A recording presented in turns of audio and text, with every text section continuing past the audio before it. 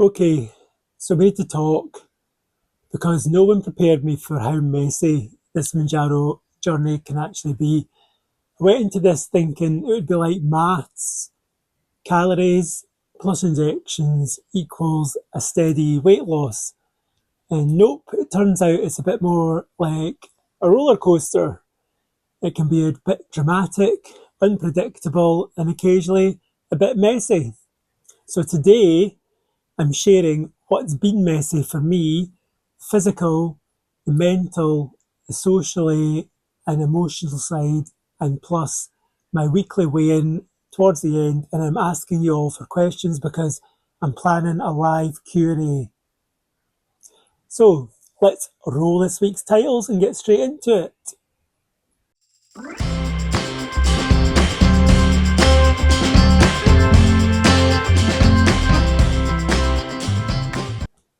Hello everyone, welcome back to the channel. I'm Ali, I'm 52 and I've been on Mounjaro for 36 weeks now, or this is week 9 of maintenance after hitting my goal weight.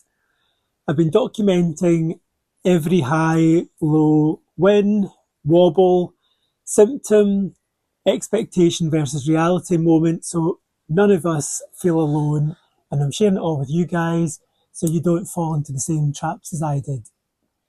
If you're new here, hit the subscribe button and don't miss the messy bits because, trust me, I don't do polished perfection. It's raw and I'm always honest. Okay, so why am I calling it messy?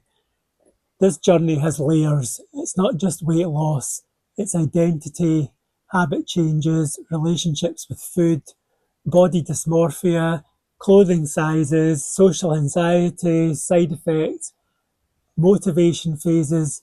It's basically a full-time personal development program. People think medication equals easy way out. Actually, it's medication equals work with a tool to aid you along the way. Okay, I'm going to pick 8 messy realities. Number 1 is going to be body changes faster than mindset changes. So getting my brain around losing the weight and having a totally different body from what I had over 3.5 stone ago, it's just hard to adjust to. It's going from large or even extra large clothes over the years now down to a small size still doesn't feel like it's reality to me. As weird as it sounds, I've never had a wardrobe of small clothes ever. And even now, I'll go into a shop and I'll look at a bigger size rather than think small automatically because I don't think a small will fit me. Obviously, I try in a medium or a large and it's baggy, and then my brain takes a while to catch up with the body. So it's just, I think it's just with having this over and over all my life, it's just been hard to adapt to. Number 2 is emotional eating patterns don't vanish. So it's about training your brain and being conscious that sometimes when stressed, for instance, you can reach out for the sugar rush, like a biscuit or a cake, knowing how you're going to react to certain situations.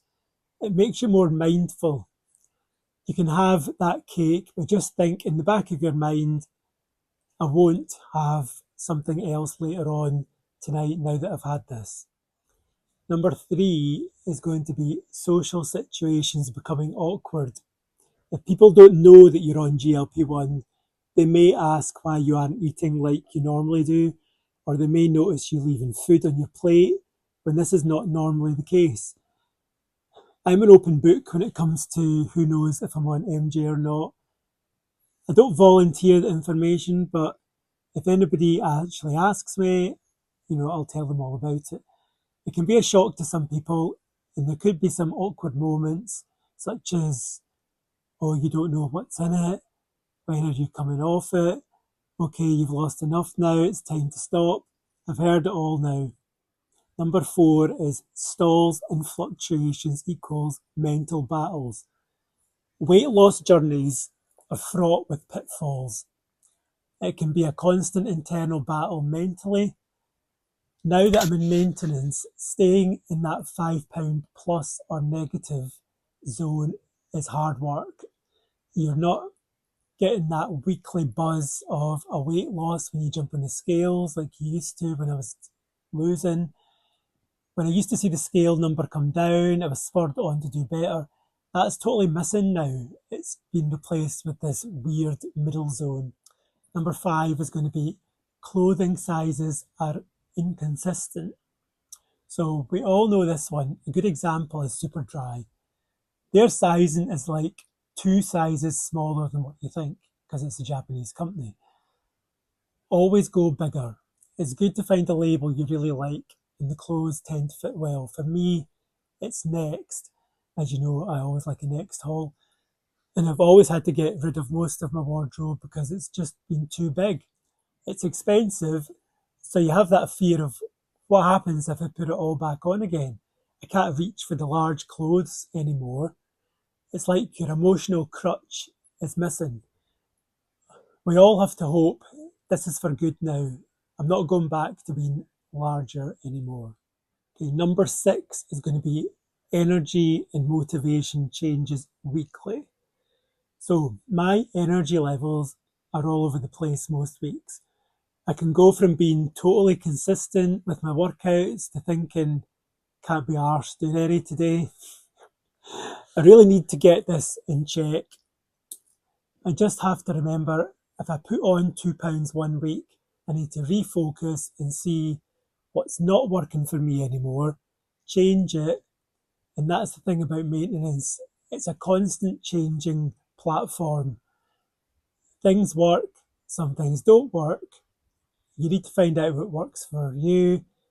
You don't want to lose more, but at the same time, you don't want to be putting on. The reality, though, is that your weight hardly ever stays static, and that's life. You know, things are going to get in the way. You know, meals out, going to gatherings. You know, it's just life. Number 7 is going to be the fear of regain versus the fear of long-term medication.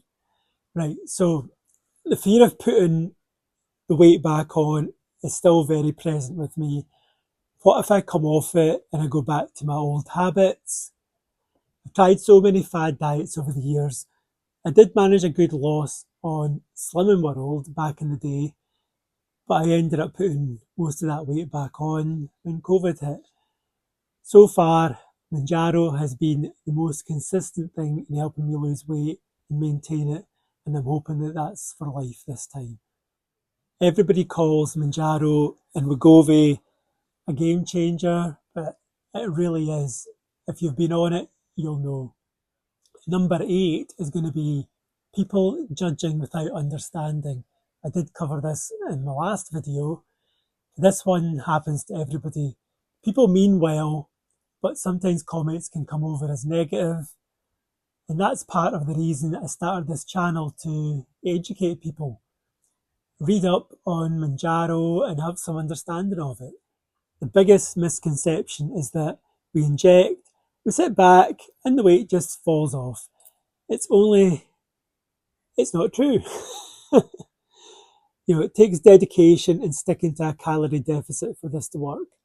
You know, turning off the food noise for me was totally key, because constant trips to the fridge, feeling ravenous was my total downfall in this. And now that the food noise is silenced, it allows me to basically focus on other stuff in my life, not just the food. I don't actually wonder when's my next meal, you know, when am I going to get to the fridge. I'm not going to obsess over food. And for me, that is a total refreshment, because I've never had that in my life at all. It's just so good to focus on other things now. Okay, so let's talk about the mental side. So where I'm learning the most isn't in my stomach, it's in my mind. Weight loss has peaks and troughs. It's never going to be all beds of roses. I've learnt to just adapt, refocus when things go bad one week. It's not over just because you have one bad day and you eat crap. It's a blip. It's a blip on the horizon. Forget it and just move on. Don't compare yourself to others either. It's about rebuilding trust in your body. My body feels different now. I've got hip bones. Yes, I had them before, but I just couldn't feel them because they were under lumps of fat before. I've still got body hang-ups. Who doesn't? I've got some loose skin, some bingo wings. I aim to tone this up, and that's part of my maintenance focus. Once this injury in my arm is totally gone, I can restart the weights. Hopefully I can get a flatter stomach and some muscle definition, as I've definitely lost some along the way with losing some fat as well.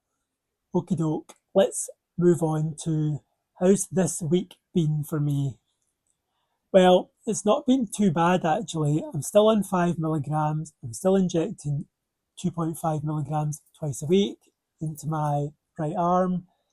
Last week I did inject a little early, but I'm back on track this week. Because I've been jabbing before the 3.5 days, I'm now at around 6 milligrams. Check out the Shotzi app, pick above. And the food noise is still gone, which is great. And I need to titrate down next year, not go up. There's no way I'm moving up to 7.5 milligrams. If it wears off, I'll just be more mindful about it and have some willpower. But I'll cross that bridge when I come to it. My stomach's been okay this week. I've not had very many sulphur burps, I'm glad to report, because they're horrible. It has been a bit of a bog standard week, I'd say, nothing too bad. Now, I do love sharing stories with you guys, and I've got friends that run the journey as well, whether it's Mounjaro or Wegovy. This week, I wanted to mention a good friend that I've made on the year from Wales. We chat on WhatsApp daily. He's also in maintenance, but he decided to come off Mounjaro cold turkey 3 weeks ago, and he told me this week that it was the wrong thing to do because he's put on 1.5 stone in 3 weeks. He wanted to eat everything in sight, cakes, cookies, sugary snacks, you name it, he was back eating it. Didn't help that he's a runner, but he had a wee injury, so he's not been able to run. So it's imperative that we change our eating habits before we come off these meds. Otherwise, you fall back into the same pitfalls. I'm sure he's going to lose what he's gained quickly, but it does go to show that cold turkey isn't always the way to go about it. You're maybe best titrating back down the doses and then come off it when you're totally ready to do so, because that's what I plan to do in 2026. Okie doke, let's move over to this week's weigh-in. I'm still looking at staying within 5 pounds of target, up or down. Reminder, my target weight was 11 stone and 2 pounds. Last week, I was at 11 stone 3 pounds, which is 1 pound over my goal weight. This week, I'm 11 stone 1 pound, or 155 pounds, or 70.3 kilograms. That's a 2 pound loss, which I'm really chuffed with this week. That's me slightly under my goal weight. Again, I'm still in that 5 pound zone, so I'm quite happy with that. Being 1 pound under is really good, and the buffer zone is helping me keep in it. I have to remind myself weekly that one weigh-in doesn't define my journey. The trend is going to be that it's going to be up or down. There's going to be nights out, water retention, exercise issues. There might be an injury like my arm. It's going to impact it constantly, and I just need to remember that it's not a linear journey. It's going to be a roller coaster, and I need to expect it not to stay the same every week. It's just hard to get it through my brain, but it will happen. Let me know in the comments, what's your messiest part so far on your GLP-1 journey, whether it's Wegovy or Mounjaro. Let's normalise it, not hide it. Okie doke, the other thing I wanted to mention this week was I'm planning to do a live, and I wanted to do a more real-time conversation. So drop your questions in the comments. Serious, funny, personal, medical, curiosity, anything you want answered about, Mounjaro, my journey, about maintenance. It doesn't have to be about maintenance. It could be about anything about the channel. I've already got quite a few questions from other posts. I'll stick them all together. So just drop me a comment below with your question. If you just want it answered in the live, put the word live and then the question after it. and I'll let you know the answer in the live, and I'll give you a wee shout out. It's going to be on the 30th of November at 7 p.m, and that's a Sunday UK time. So I'm hoping some of you can join me for that. If not, I'll repost the live and you'll be able to watch it on catch up. Okay, folks, thank you for being part of this journey. Every watch, every like, every share, and every comment tells YouTube this real, messy, honest weight loss content really matters. Let's talk more about maintenance because it's a whole new ball game and it really needs more focus. There's not enough people talking about maintenance on YouTube. It's all about weight loss till you get to goal, and then people are like, what do I do now? After all, everybody wants to get to goal. What happens after that? Start planning it now. My top piece of advice looking ahead to maintenance is find a supplier that will support you down to your optimal BMI, because not all of them do it, and it's important to have that support. You don't want to be cut off in your prime. If you go into the monj.co.uk website and click the maintenance link, there are lots listed there alongside which BMI they supply down to. It's really handy to have. Go in and have a look. I'll pop up the link above. But if you are on the struggle bus with maintenance just now and you don't know where to turn, then watch this video next. I'll link it at the end of this video, and it's got all my tips about what to do.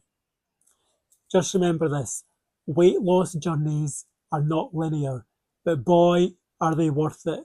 Even though it's a total roller coaster at times, it's so worth it. I would do it again every time. So that's your lot for this week. Keep focused, and I'll catch you all in the next video. Bye for now.